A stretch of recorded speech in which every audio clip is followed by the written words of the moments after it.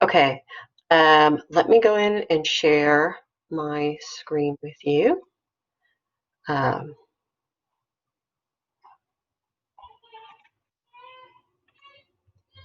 okay, so you can see that. Let me pull this up. All right. Um, can somebody tell me where we stopped? I know we got pretty far, but let me see. Let me get there. Did we cover the Treaty of Paris?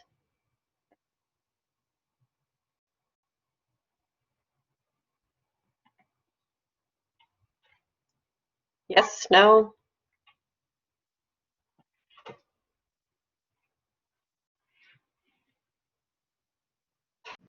No, I don't think so. Okay. Did we get to War in the South?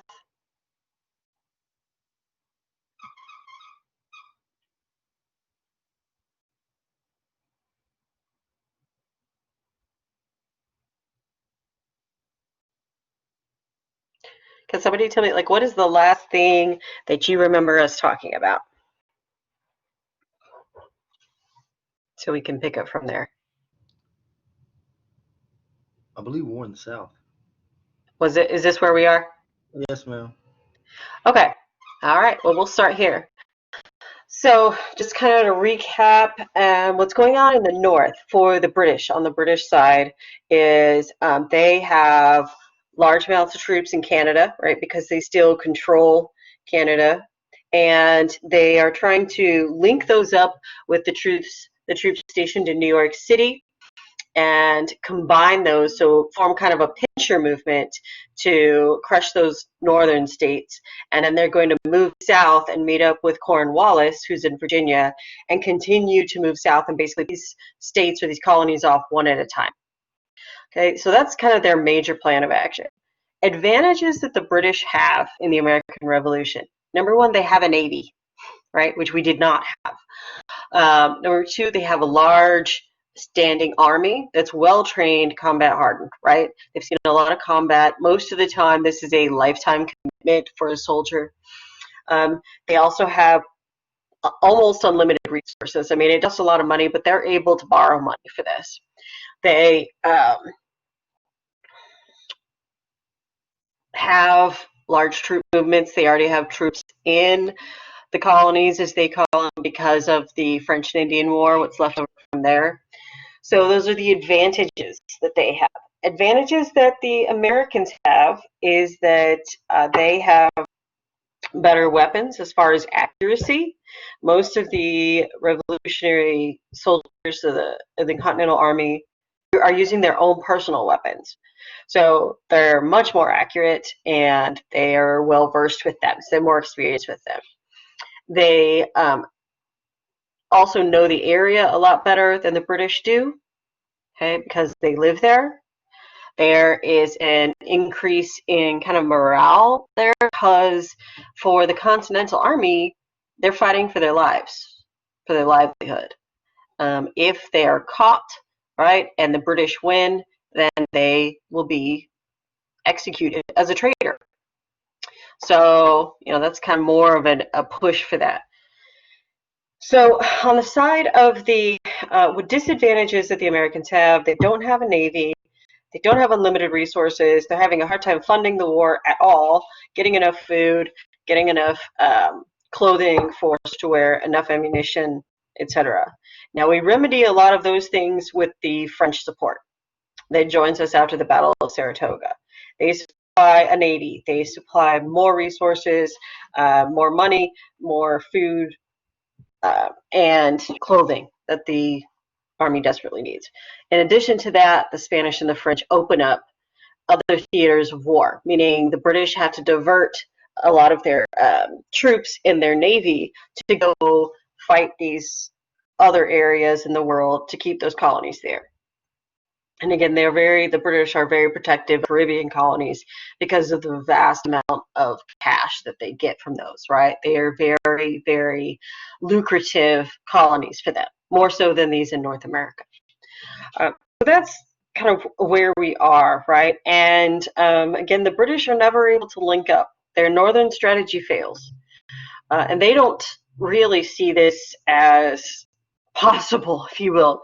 The British never anticipated not being able to win this war. Other disadvantages they have, the British soldiers don't really want to fire on the Continentals. I mean, they quickly overcome this, but it is a constant morale issue for the British troops and British commanders because um, the redcoats in other places in the world are firing on enemies. They're not firing on British citizens, which is what they're doing in North America, right? Because these are British citizens or British people that they're firing on. So that's an issue that the British have to reckon with. In addition, you have large spy rings. Espionage plays a huge part in not only the American side, but the British side as well. And there's a show on, I think it's AMC or AME called Turn, Turn, and it's about the espionage spy rings that Washington uses, right? So it's interesting. Mostly historically accurate, but there's going to be some drama in there that we can't verify. So getting into the war in the South, it becomes apparent that the British can get the large cities and can hold the cities, right? So you have early victories at Savannah, Charleston, Camden, but it's hard for them to control the countryside. They are rarely able to do this, and it proves very difficult. On the American side, you have Francis Marion, who's known as the Swamp Fox. You have Generals Greene and Morgan, who defeat Cornwallis in South Carolina and push him into Virginia for the winter. And this is the winter of 1780 to 1781. And meanwhile, right, like we said, after the Battle of Saratoga, you have French support. The main admiral from the French Navy is Admiral Paul de Grasse. He brings a lot of pressure on the British blockade along the eastern seaboard, manages to divert and engages in naval warfare, which allows the Americans to smuggle in supplies and other resources that they desperately needed. And then for French generals and troops on the ground, you have the Marquis de Lafayette and the Comte Rochambeau, which are both noblemen but also military officers in the French army. And as we know, Lafayette sticks around, right? He doesn't go home after the end of the war. So the winter between 1780 and 1781, as we said, Cornwallis is forced into Yorktown, Virginia, and stays there. Now, he's desperately pleading for reinforcements. He is waiting on Burgoyne and Howe to come down from the north. He is talking to the British Navy, trying to get the British Navy to bring in more troops, and desperately trying to get more reinforcements from the Crown. But none of that is successful. Burgoyne and Howe are not able to link up. They're not able to come down from the north. The British Navy is preoccupied with French naval warfare and fighting elsewhere in the world. The Crown just has no more to give, and no one can relieve Cornwallis. And so, he waits 10 months almost from the change in the year, and by October of 1781, he surrenders. He surrenders his army and his position at Yorktown, Virginia. So 1781, Yorktown officially ends the fighting of the war. Okay, and that brings us to the Treaty of Paris. So the fighting stops in 1781, but we don't have a treaty hammered out until 1783. I did not hear a noise. Not sure, Sydney, not sure what's going on there. And so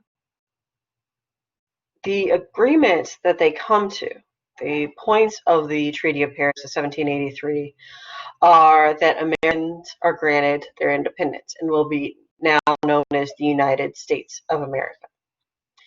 It establishes the border between the U.S. and Canada. It also allows for fishing in the North Atlantic for U.S. fishermen going into Newfoundland waters. Now, it's important to remember the dates of the Treaty of Paris. right? There's a few important dates in history. We've kind of moved away from just having to remember all these dates of events, as far as we want to know more of why these things happened now. But the Treaty of Paris of 1783 ends the American Revolution. The Treaty of Paris of 1763 ends the French and Indian War. Okay, so it's important to know the difference between those two. All right, so we have peace. We have a peace treaty. Now what happens? Okay, the Continental Congress has not been just twiddling their thumbs, right? They have been putting out something called the Articles of Confederation. And this is the first form of a general government in the United States.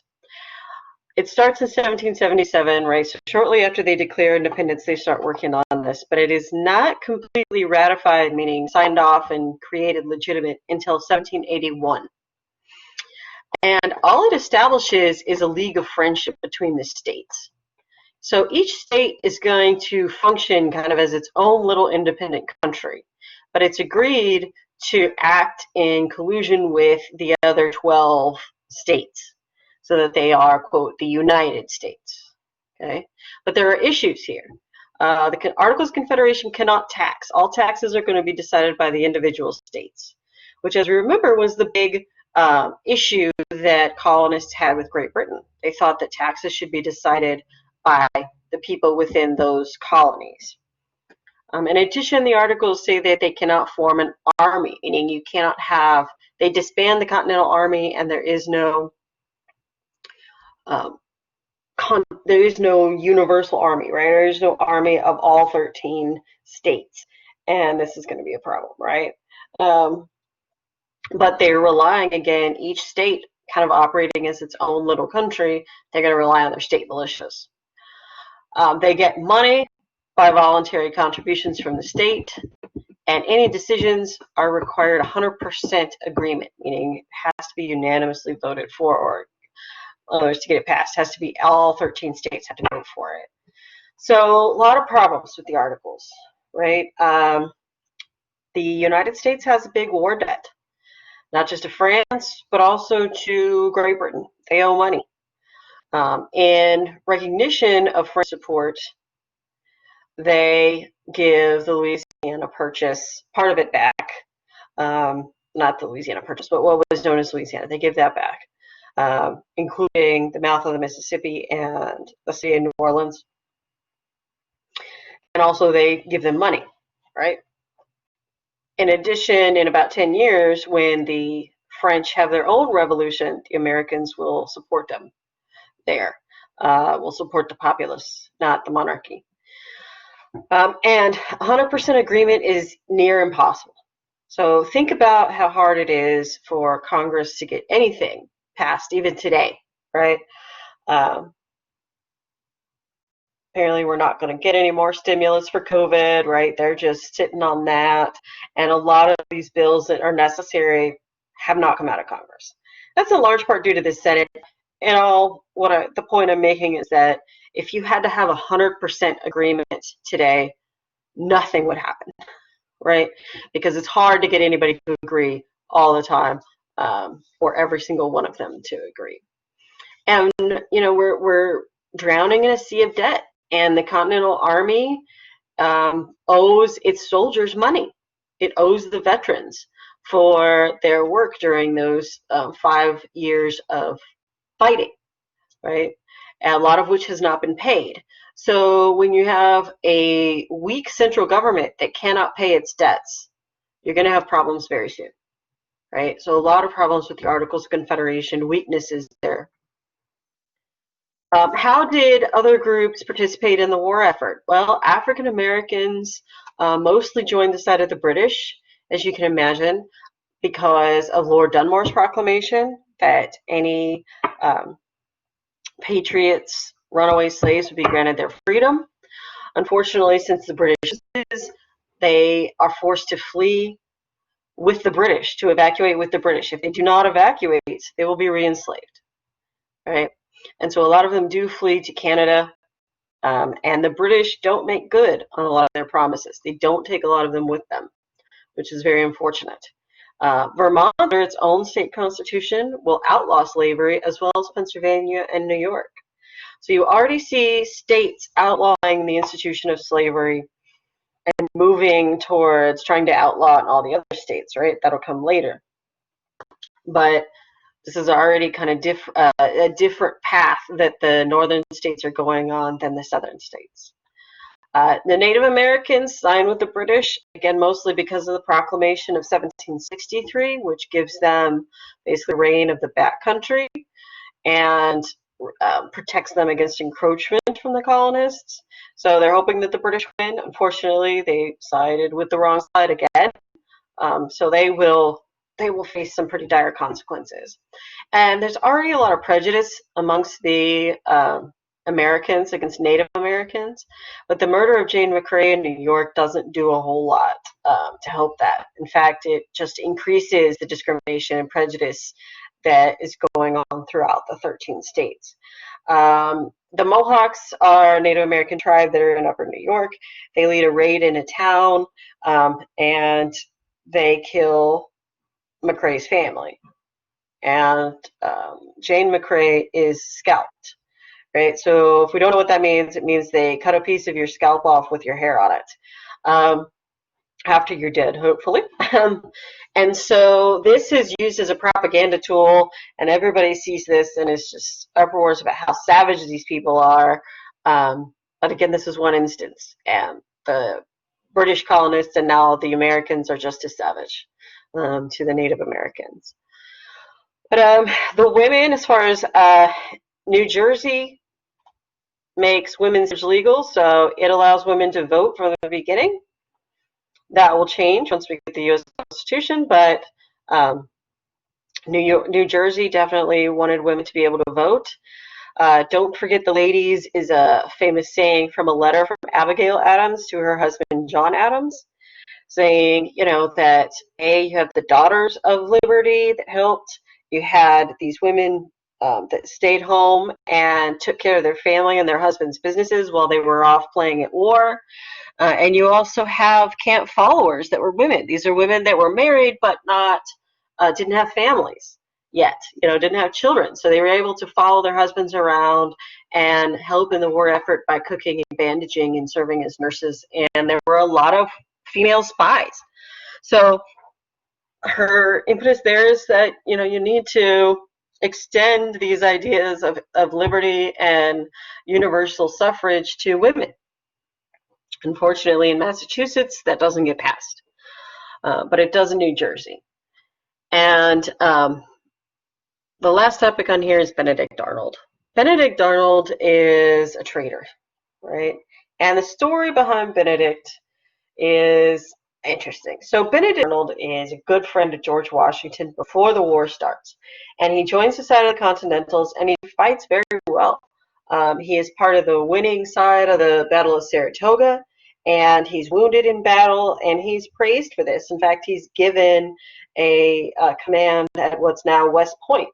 And basically, he's to oversee the border between the northern states and Canada. Okay, this is a pretty big job.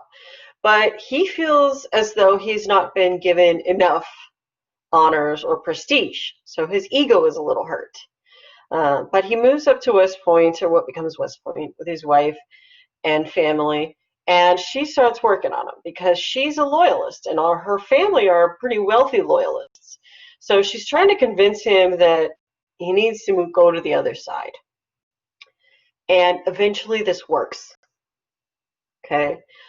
He makes contact with the British in Canada, and in exchange for 30,000 pounds, which is a lot, right? If you consider the average person makes less than 5,000 pounds a year, 30,000 pounds is a lot of money.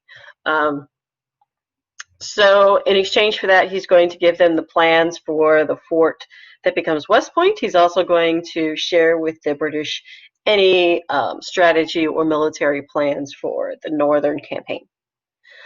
So he's a turncoat, he's a traitor. And how is he found out? Well, by happenstance.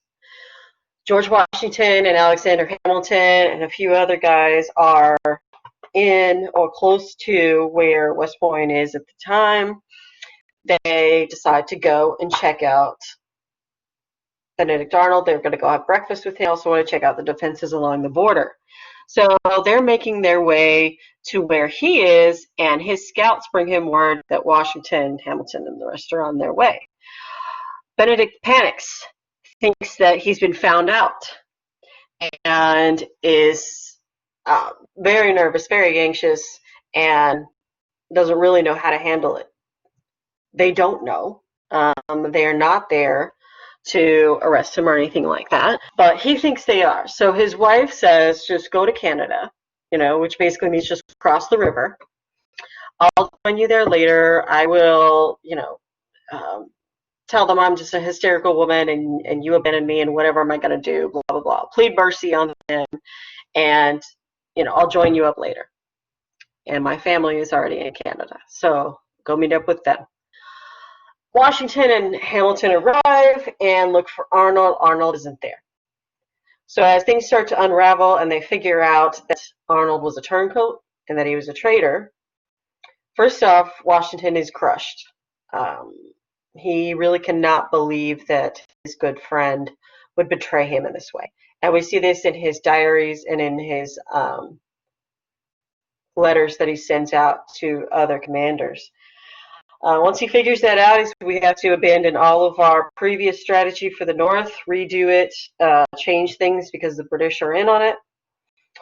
He takes pity on Benedict's wife and says, stop yelling and just go to camp, right? Go be with your husband.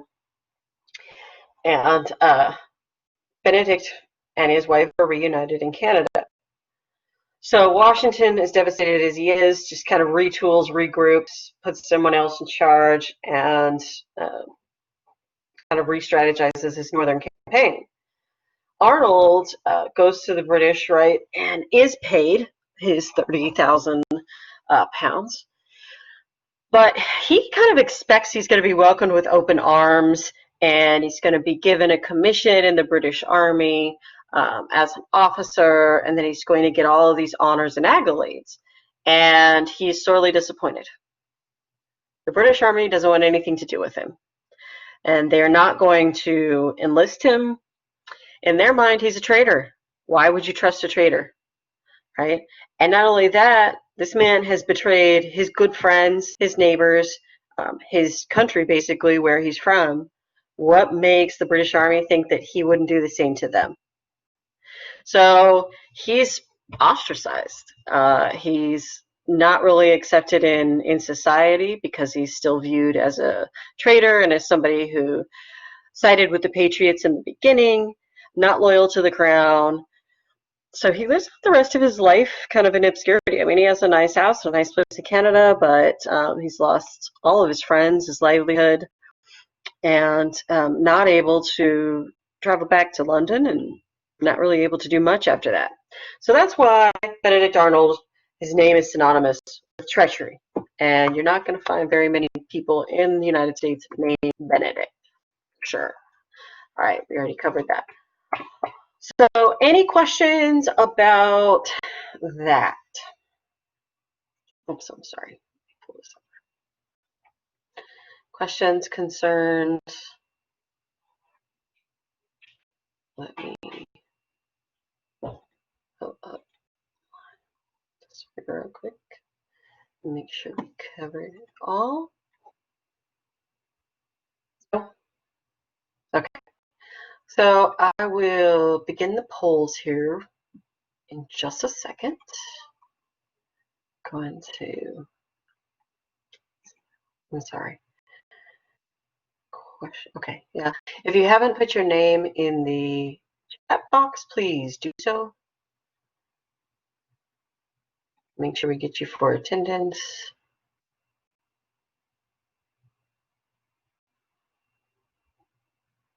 Okay, yep, that's all of chapter 5. Okay, so what I'm going to do now is I'm going to, do the polls. Okay, so there's 5 total, and I'll give you about a minute on each question, so make sure you do your response. And then I will grade these over the weekend, and this will be your grade for discussion 3. So let me begin here. And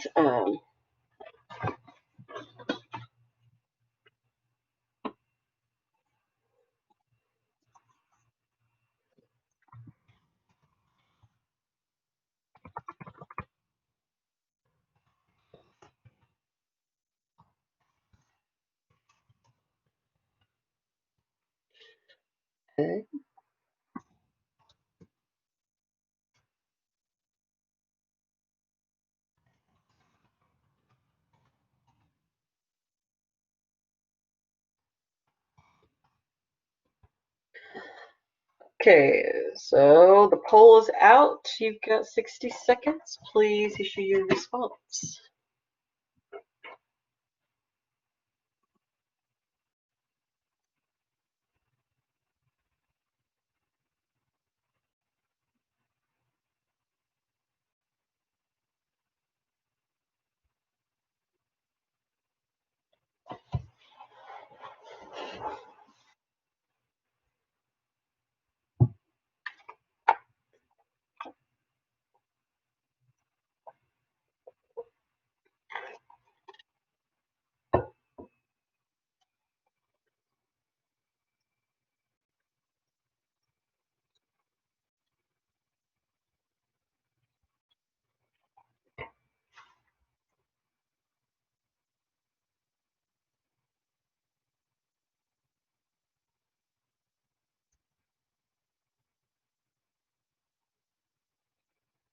In 10 seconds.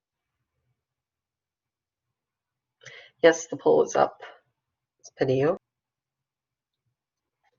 Okay. So I'm going to go ahead and stop the poll real quick.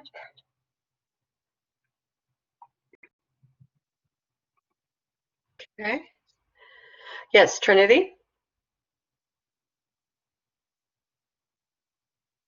Sorry, I did that by accident. Okay. All right. All right. So let me put in the second question. Asada, she can't hear. Give me 1 second.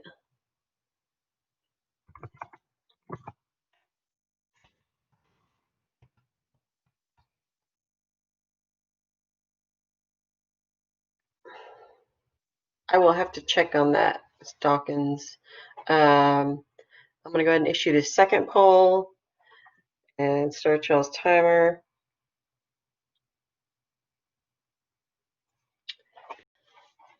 I will check for you. Just why don't you email me, Asada Dawkins, and I will I'll check on that for you.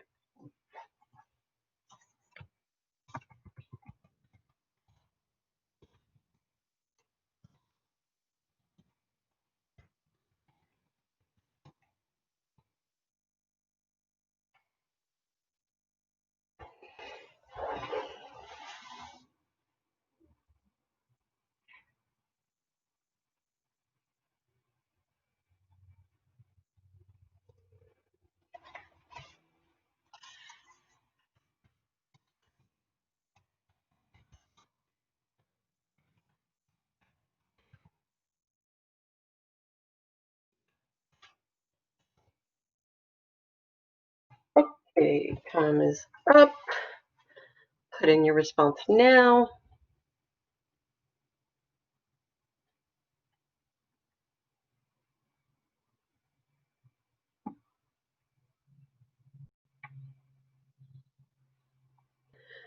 Okay, let me shut that down. In the poll. Okay. Now moving on to the third question.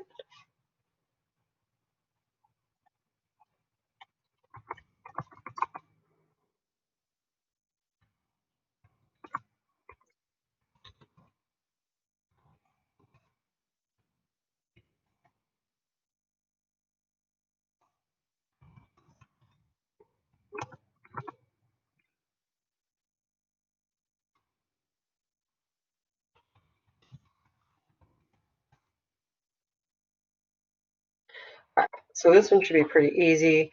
I'll give you 30 seconds. Hold on. All right, go.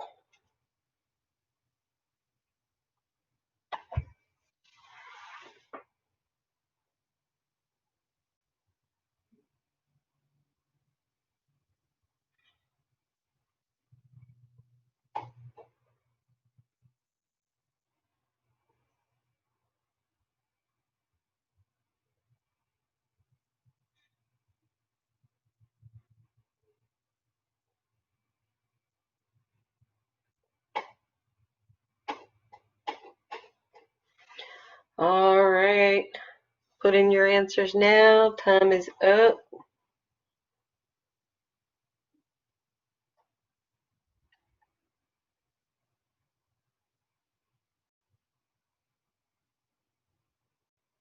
Okay, in that.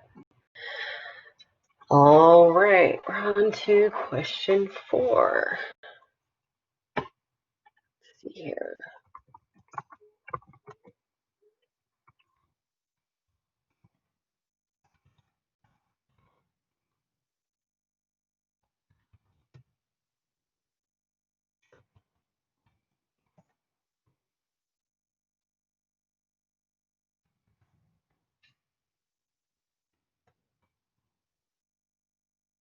Okay, I'll give you a minute for this one. 60 seconds.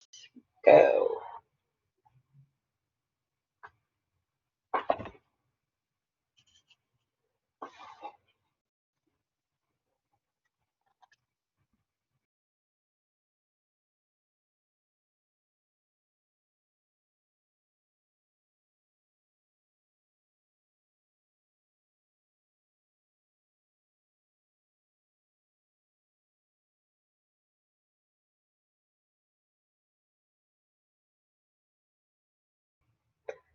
Thirty seconds left.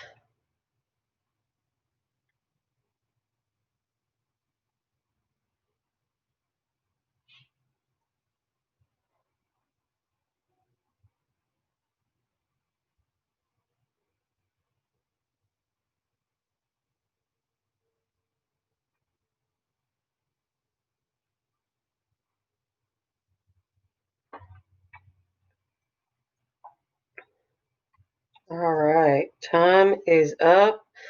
Click your responses now or forever hold it. All right.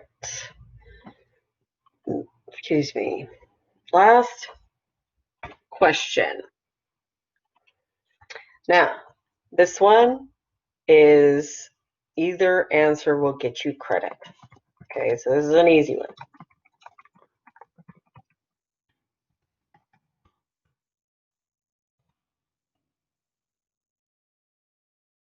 Go. And I'll give you a minute for that too.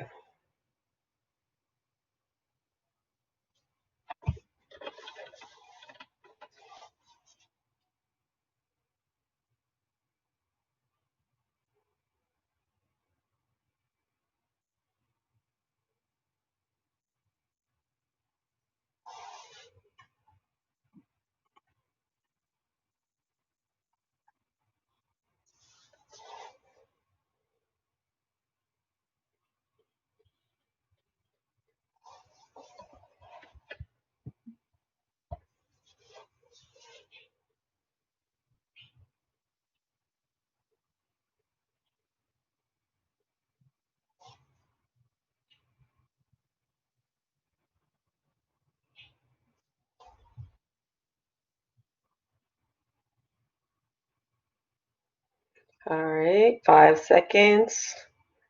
Click your response. Okay.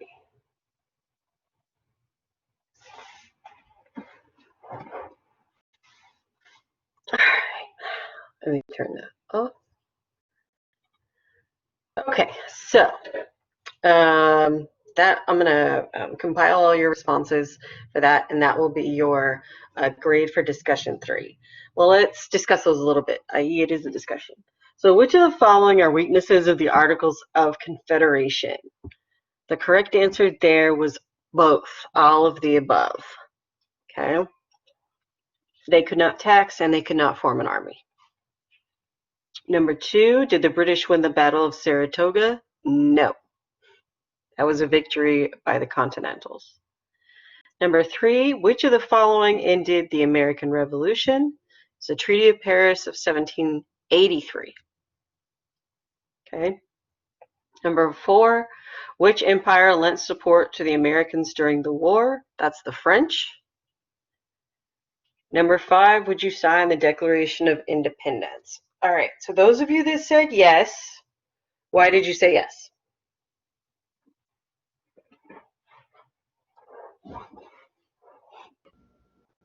I said yes because like now the people that are on the Declaration of Independence, they're like the founders of like America, and it's still like a really historical event. Okay. I said yes because I'd be a part of history. Good. Deja Williams? I said yes because, like, if you look at how, like, the direction that they were going, it was no way that the British had control over a country when they're like that far away. Like the basically those people, they were basically living under their own authority. So because because the king is like so far away, like a whole ocean away, it wasn't going to be possible for them to have, those people under control on that part of the world. Okay. Okay. I can hear, Angel. I hope you can too. Um,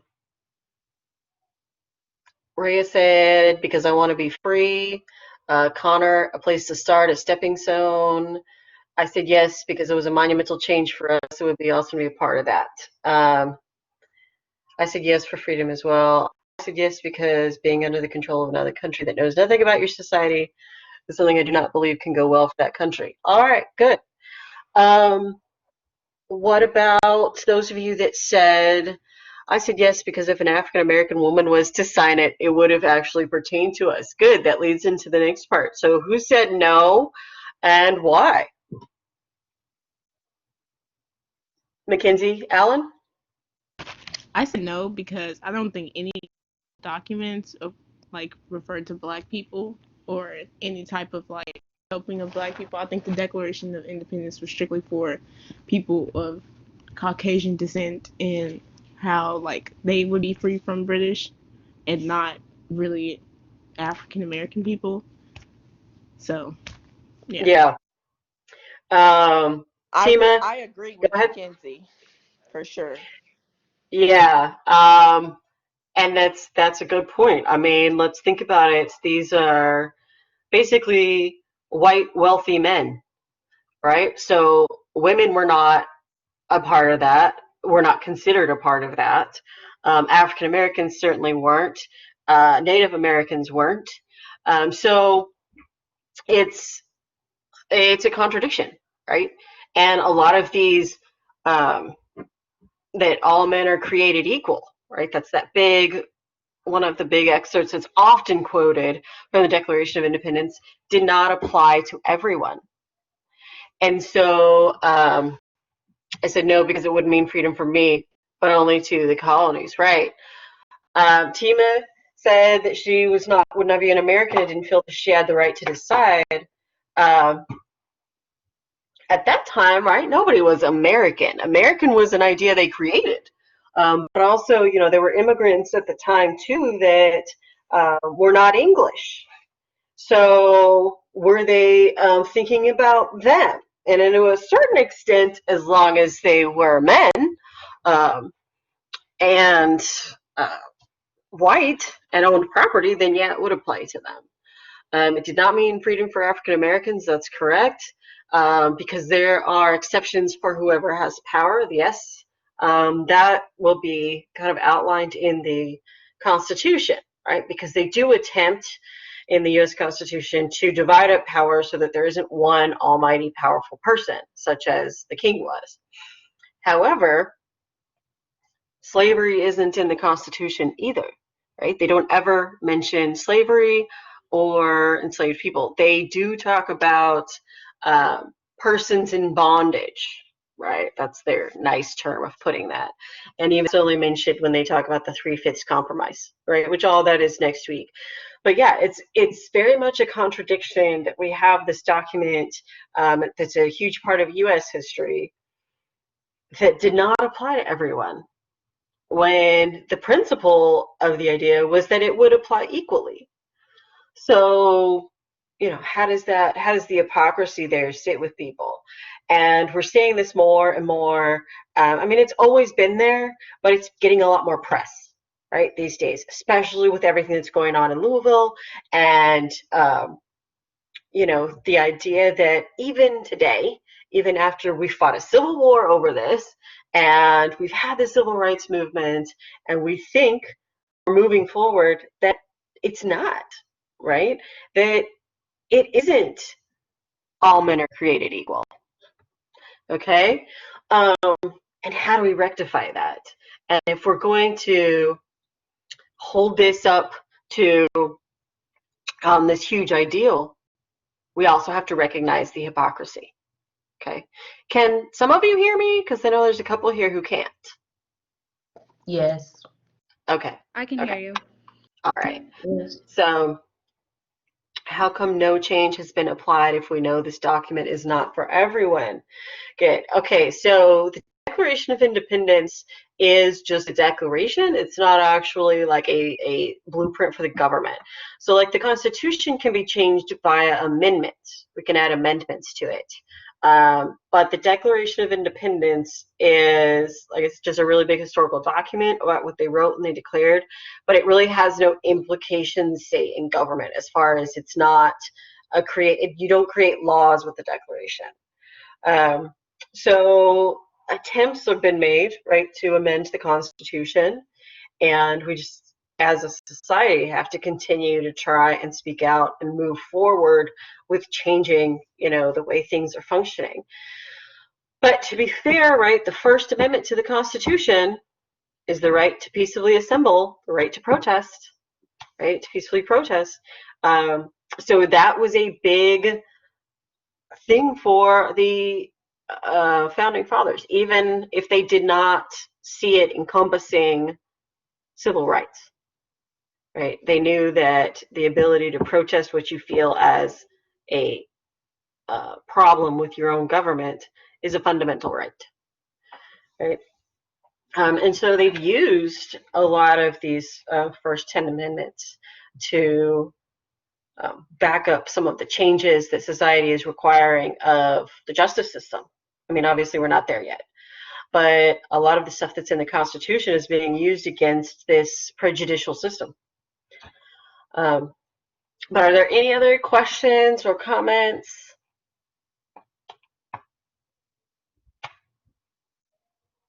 Devontae, Keys? Yes. Can you hear me?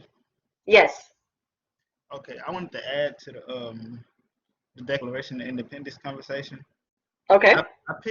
I picked yes because I feel as though we couldn't prevent slavery because it was already going to happen. It was already happening.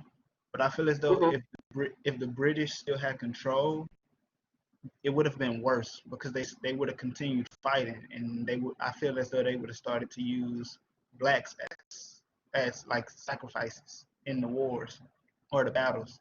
So that would have depleted our population even more than slavery, because slavery would have still existed.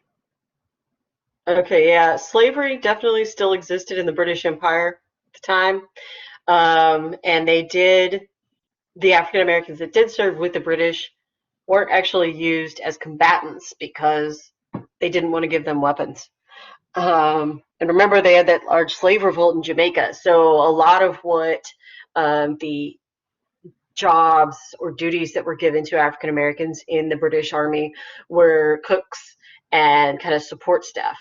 And actually, we see that right up into the 20th century, until World War II. And you have exceptions, right? There are exceptions, Buffalo Soldiers in all the wars. But for a long time, they were discriminated against and mostly given the jobs of support staff, not those in which they can achieve rank or medals or valor, right? But the British outlaw the international slave trade first, and that will happen in 1808. I'm sorry, 1807, I believe. But again, this is just the international slave trade. So they put a stop to that in Britain and pretty much the Atlantic because they have the largest navy still. So they're able to really inhibit the transatlantic slave trade by outlawing the international slave trade. But the United States follows suit with that too. They outlaw the international slave trade in 1808 as well. But that doesn't mean you can't have slave trading within the United States, right? Which we continue to do. But the British are the first European nation to go down this road towards abolition. However, when they abolished slavery within the next couple of years after that, it's only in Great Britain. They don't abolish slavery in their colonies, such as Jamaica, right? And that's about greed. They're just making too much money off of the backs of enslaved people in Jamaica with the sugar plantations and elsewhere. So the British are quick to outlaw slavery within their home countries, but not in their colonies. So that will come later. And then, of course, in the United States, slavery, lawful slavery, continues until the end of the Civil War. But the British have slavery within Great Britain, within the British Isles, and usually it's enslavement of the Irish. So when they outlaw slavery at home, it's not usually enslaved Africans. It's usually enslaved Irish. Okay. And the other thing too is that I don't know if we've talked about this, but today we would call it colorism, but in the colonies and later the states, they were very discriminatory against the Irish and the Eastern Europeans, and they did not consider them white. They considered them, which seems strange to us today, right? Because when we think European, we think Caucasian. But there are different, skin tones throughout Europe, and those in the Mediterranean tend to have a more olive tone to their skin, and they were not seen as white. So even amongst the United States and the British colonies, they had colorism in the Caucasian population, right? And there's whole books about when the Irish became white, right? And you can see this in Texas. This is off topic, but if you look at the census tracts, because I've done a lot of research on the census tracts starting like in the 1940s and 50s in Texas, and this information is based off the census they take every 10 years. They did not consider Hispanic people not white. The way they differentiated them on the census was white with Spanish surnames. So you had white with Spanish surnames, and then African American. Right? Of course, I think at the time they called it black or colored, or even if you go further later, they would say Negro. But so it's interesting how they portion that out, and it's basically just a different form of colorism, right? Okay, any other questions, concerns, comments? No, ma'am. All right, so make sure your name is in the Can you chat. hear me? Yes, I can.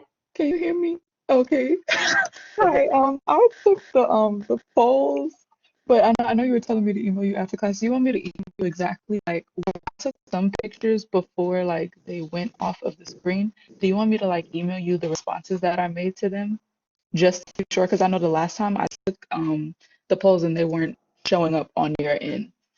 Okay, yeah, do that. Okay. Email me that. Okay. Thank you. Y'all have a good weekend. If you don't have any questions and your name is in the chat, you can leave. I'll be on here for a few minutes so that I can do your attendance, take your attendance off the chat. I'm going to go ahead and stop recording.